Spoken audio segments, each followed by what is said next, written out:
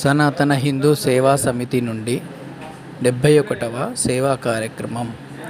వరంగల్ కేసముద్రం టౌన్కు చెందిన వృద్ధుడు అయిన బిర్రు వెంకన్నకు సనాతన హిందూ సేవా సమితి నుండి 2 నెలలకు సరిపడా బియ్యం మరియు నిత్యావసరాలు అందించాం.